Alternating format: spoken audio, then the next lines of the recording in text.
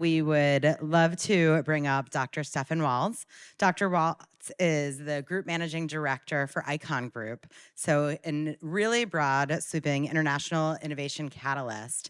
They are based in Berlin, and they really kind of across multiple verticals from automotive, mobility, health, consumer electronics, and interactive entertainment.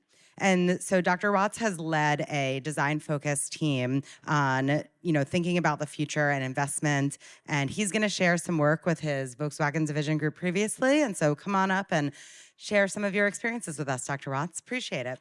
Thank you.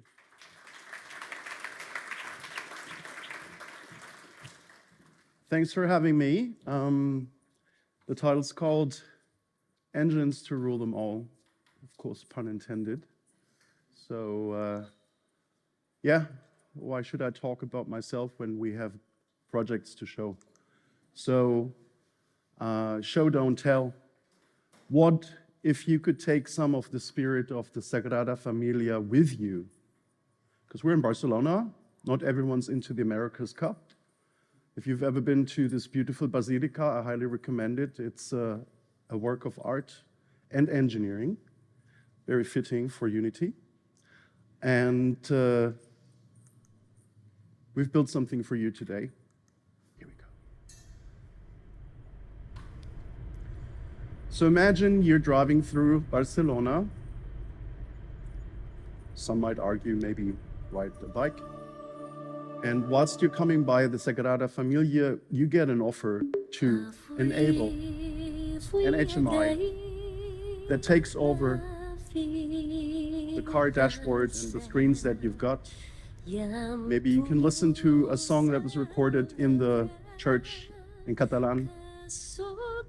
And that's how we try to bring not just Unity via HMI to car and automotive, but this is also how we look at how we will see an integration of brands, of themes, of lifestyle in the vehicle. A lot of this stuff we do with Unity, and very quickly, so you can position us. Icon Group's been around for more than 20 years. We have 3 branches. Icon In-Car is the largest. We built automotive UI, UX, R&D. We built show cars, concept cars. We've built also products of our own. In the middle, Impact, we are a product innovation as a service agency. I'll show examples of what that means. Sarah just mentioned a few other domains, markets. And we also have been investing into our own spin-outs. This one, Bambutsu, I do feature here because it might be interesting to you. Bambutsu is basically a contextual AI-driven engine that allows you to plug in brands to wherever you are and where the customer is, and intent-based. So also something that we see is coming through our work with many OEMs and other partners. Maybe unusual, a lot of stuff's been said about 3D real-time, and yes, I agree, that's the core and the heart of Unity, but also it's an engine. So I thought I'd bring a little history with me, okay? So here on the left, you see what's called as Heron's or Hero's engine, radial steam turbine moved by heated water. They say, historians, that this is maybe the first engine, right? In the middle, the first patented steam engine built in Spain. And here, the first internal combustion engine that was developed next door to where I used to live for many years, in Stuttgart, in Germany. So we're moving forward. Now we see electric engines, hydrogen engines, all kinds of stuff. And of course, there's science fiction engines, right? Things that dreams are made of. So I do invite you to dream with me. What is the future of engines? Here comes Unity into play. And games, who would have thought? So my personal history, I want to share a few things with you. This is the first Mercedes car that my parents bought. And this region here in specific, I hold dear to my heart because we would come here to vacation, to Salou on the Costa Dorada. Many years, my dad would drive from Stuttgart all the way here. Sometimes we'd stop over, we'd sleep in the car. And whilst we were driving, I would play this device that my dad gave to me end of the 70s. And it's a race game.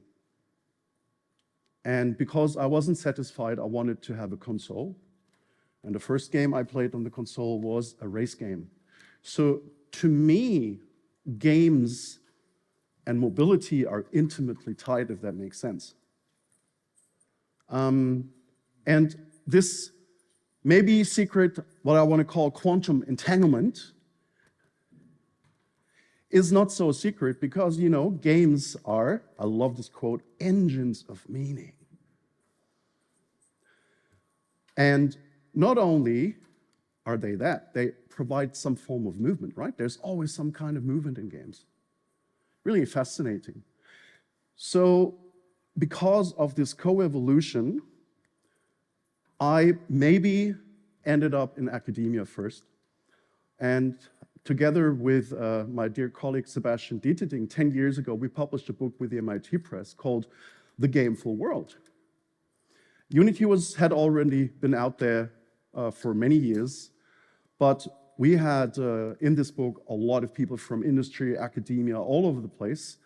And we found that we see how games in play move out from the periphery of the playground and other places, of course, living rooms, and how we see the adoption of game technologies such as three-dimensional rendering engines by non-game industries.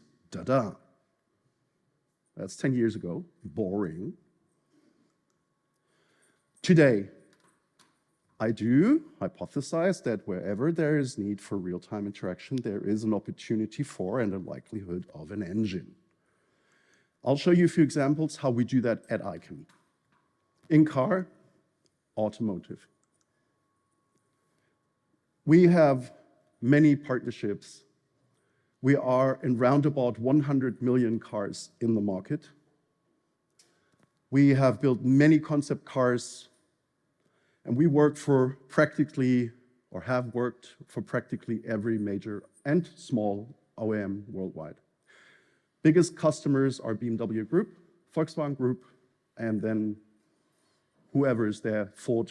And again, show, don't tell.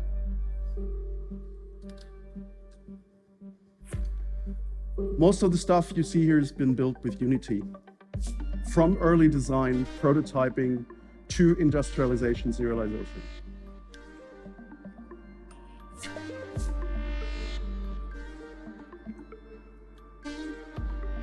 Ford F-150, most sold car pickup in the US. This is the seat, Tube 1. We also have products, audio haptic seat, where we use Unity to simulate. We build stuff for GM. We recently, very proud of this, have been had the honor to work on the mini interface, round interface that has substituted the physical interface. Basically, it's a screen now, full display. It lets you highly individualize the experience.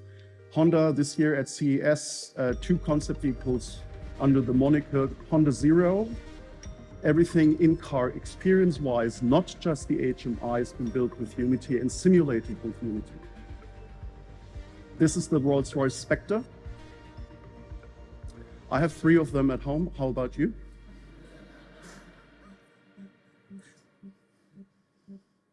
And that's what we do for automotive, roughly. Cases for ICANN Impact. We are the bridge out of in-car to bring together brands and experiences and content makers. So when you saw the Sagrada Familia example, here's another example, non-commissioned. So Chanel, please do not sue me, but maybe we're making a little bit of advertising for you here. Imagine You have a Chanel handbag. How many of you have a Chanel handbag here in the audience? No, not too many. But just imagine it, and you bring it with you, and that then defines the look of the HMI. And not only that, it could be so much more, of course. Community, added value business, services that you offer the customer, all around the experience, the lifestyle, okay? Expect much more of this in future vehicles. We have been using Unity in all kinds of places. And this is a really good example because it's not so much about 3D. It is about the fact that you can run a very performant engine on any platform. That's very beautiful. So we've built a washing machine of our own called Data early on, a few years ago. And this washing machine can detect the state of the cloth, how much detergent is required, and can then very accurately, precisely measure the energy that's required to run it, highly sustainable. And there are machines now in the market that do the same, but I think we were quite early on with that. You know this situation? Kids? How many of you have kids? How many of you have kids that don't like brushing their teeth? How many of you have a problem doing this every day and fighting the fight? One, Henning. Two.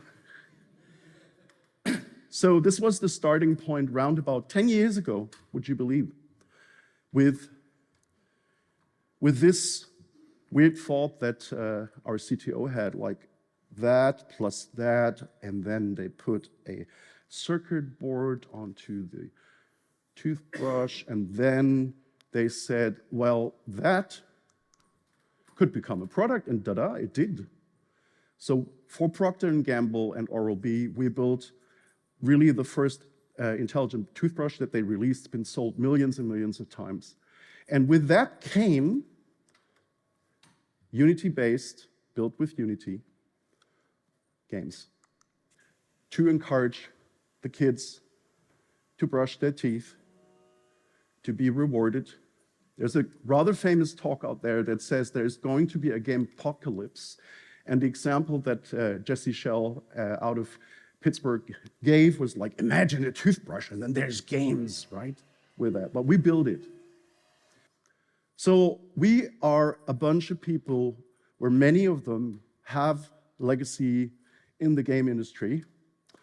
Some even go back into the game industry. Here are 3 examples how we're using game mindset, game mechanics, game technology.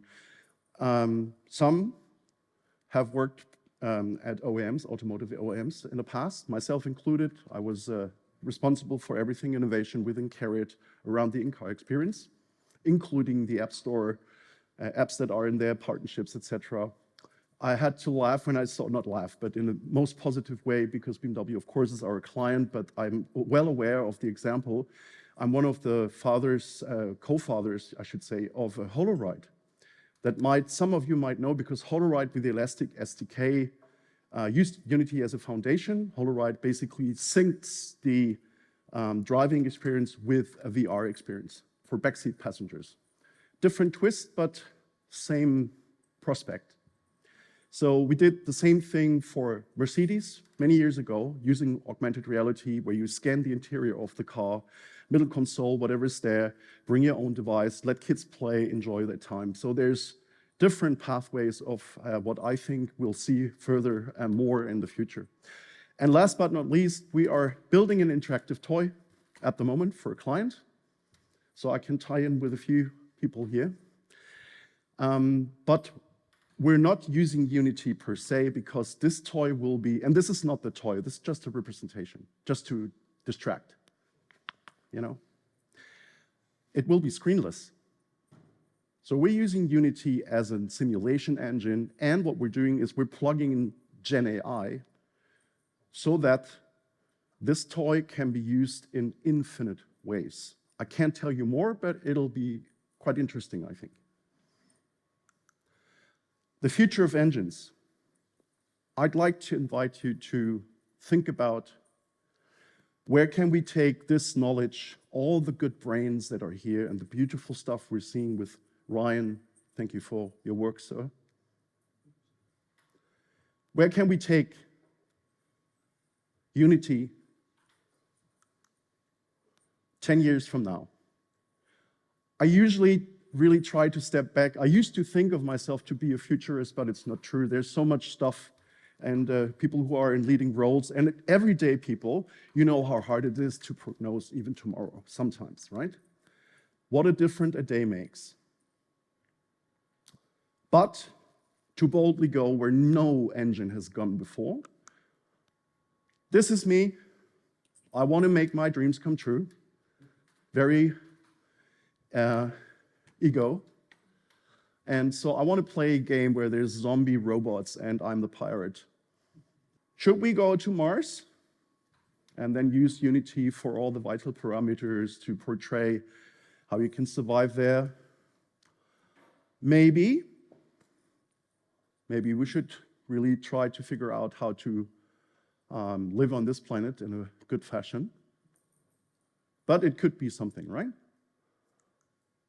And last but not least, and on that, my vision is to build a system very much in the history and the tradition of Buckminster Fuller, an architect I really like a lot, who had this idea for a world game for peace, which is still practiced. You can still play this, right? And the idea is his idea was to combine network, a game-like scenario, think of it kind of a digital twin of the real world, to help evenly distribute energy, food, health access to everyone, so we can have peace. Because if there's anything engines can do, is they can help us reach peace. And with that, maybe think about other ways or your version of what an engine could be. Good old Scamper, Eberly. So maybe we need to substitute the 3D in the engine with something else. Maybe combine it with something that's unexpected, a new type of vehicle, adapt, modify, magnify it, maybe make it small, put it to some other use, classic, eliminate, or reverse or rearrange. Up to you. Maybe think about this a little bit. Thank you very much.